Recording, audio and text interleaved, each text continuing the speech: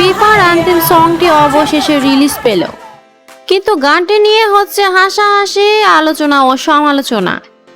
এবং গানে যারা গাইছেন ও নাচ করছেন তারা হচ্ছেন ট্রোলের শিকার।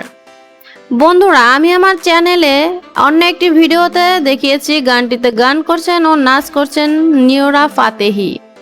চলুন দেখি আসল ঘটনা কি ঘটলো। ফিফা ওয়ার্ল্ড কাপ 2022 অ্যান্থেম সংটা লাইট দ্য স্কাই তো রিলিজ পেল, কিন্তু সমস্যা হলো গানটি ফুটবল লাভার্সদের একদম ভালো লাগেনি, বরং তাদের হতাশ করেছে। এই গানটি খারাপ তা না, গানটি আসলে ফিফা ওয়ার্ল্ড কাপে খুব একটা ম্যাচিং করছে না। ওয়েভিং ফ্ল্যাগ ও ওয়াকা ওয়াকা গান দুটি যেভাবে একটা ফুটবল ম্যাচ করেছে, এই গানটির মধ্যে সেই ফুটবল ফিলিংসই নেই। গানটি দেখে অনেকে বলছে গানটিতে ফুটবল ভাব নেই, মনে হচ্ছে এটি একটি আইটেম সং। আবার অনেকেই বলছে আসলে গানটি দেখে মনে হচ্ছে এটা কোনো লেডিস ব্যান্ডের গান।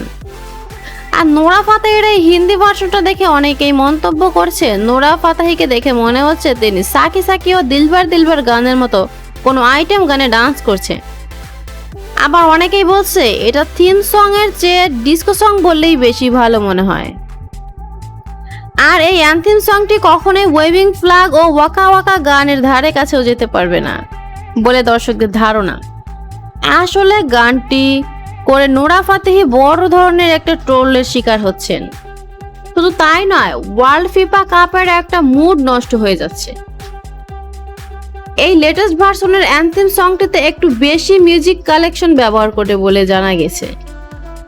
এখন অ্যান্থেম সংটি নিয়ে আপনাদের মতামত কি তা কমেন্টের মাধ্যমে জানান ও সাবস্ক্রাইব করে সাথে থাকুন, কিন্তু বেল আইকনটি প্রেস করতে ভুলবেন না।